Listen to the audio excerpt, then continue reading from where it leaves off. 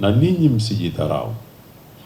Hakikisheni harakati zenu hizi msijidharau. Vizuri tu mjipange vizuri, muendelee kujipanga vizuri.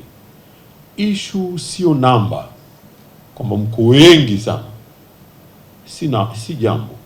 Lililo muhimu ni mipango yenu, commitment yenu, trustworth and loyalty. Muwe wa kweli kabisa kwa dhati ya mioyo yenu, na muwe committed kwamba tunataka kuachieve nini. Si kuwa na numbers kubwa kwamba tuko wengi ama vipi na nini. La, ila kuwa na hakika ya kile ambacho kwamba mmejipanga.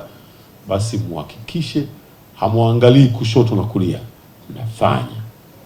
Sasa kwa kuwa nimeshasema uzito na ubora wa mama kwa maana ya mwanamke, na kuasistizeni juu ya kuwa committed, focused.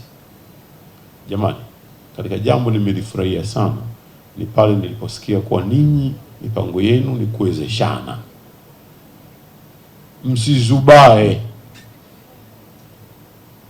kwa kweli juu ya jambo la kutafuta fedha na kutengeneza utajiri. Hilo msiakae nyuma kabisa. Hamtasomesha vizuri ikiwa hamtakuwa na fedha. Hamtakuwa na maisha mazuri ikiwa hamuna uchumi. Kwa hivyo pambaneni, jengeni uchumi.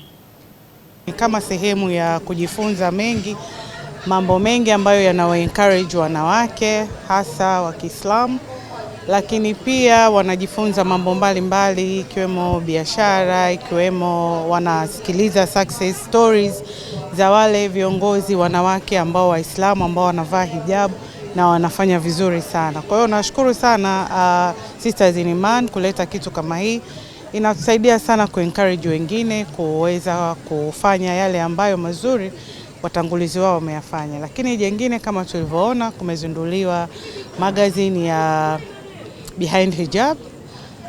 Ni magazine ambayo imeelezewa pale maudhui yake, lakini inazungumzia mambo mengi ambayo Mheshimiwa Rais amefanya kama mwanamke ambaye anavaa hijab, haikumfunga, amefanya mengi na pamoja na hijabu yake. Kwa hiyo hii inatu encourage sana wanawake. Ni jambo jingine, leo ni siku ya wanawake duniani. Tunashukuru sana tumeungana hapa pamoja katika iftar hii. Imetuleta pamoja, mbali ya kwamba ni siku ya kufutarishana, lakini pia imetufunza mengi. Tumezungumzia mengi yanayohusu wanawake, kuhusu finance, kuhusu mambo ya kazini, kuhusu business. Kwa hiyo ni siku ambayo imetuleta wanawake pamoja, and yes, happy Women's Day. Sisters in Iman huwa hatufanyi tu iftar gala. Tumekuwa tukifanya mambo mengi sana kwenye kuhakikisha kwamba jamii inaweza kusaidika, na sisi Sisters in Iman huwa tunafanya vitu kama tunatoa semina katika mikutano mbalimbali, tunawafundisha watu namna gani ambavyo ya kuwa na utumiaji mzuri wa fedha. Tumekuwa tukifanya semina kama hizo. Hakika kabisa tunakwenda kusaidia jamii, na jamii hii ambayo tunakwenda kuisaidia ni watoto yatima. Tuna vituo vingi sana vya watoto yatima ambavyo Sisters in Iman tumekuwa tukisaidia, na hata mkiweza kuangalia tuna documentary ambayo tumeiandaa kuwaonyesha wadau zile pesa ambazo huwa tukizipata zinakwenda wapi.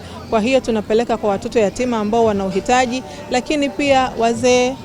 Kuna wazee ambao wanaishi katika mazingira magumu sana, ambao yanahitaji support, yanahitaji watu kuwasaidia. Lakini pia kwenye vitu kama hivi ambavyo tunakwenda kuandaa, tunaandaa hizo warsha, hizo seminars mbalimbali ambazo tunakwenda kuziandaa. Zote hizo zinaweza kusaidia watu namna gani ambavyo wanaweza kujikwamua kiuchumi katika maendeleo yao ya leo na kesho. Na sisi kama Sisters in Iman, siku ya leo ya tarehe 8 tunafahamu kwamba ni siku ambayo mwanamke anasherehekewa kidunia kabisa. Basi na sisi kama Sisters in Iman katika siku ya leo tumehakikisha kwamba hatumwachi nyuma mwanamke huyu, na pale nafikiri mnafahamu tuna kinara wetu, jemedari wetu, Daktari Mheshimiwa Rais Samia Suluhu Hassan.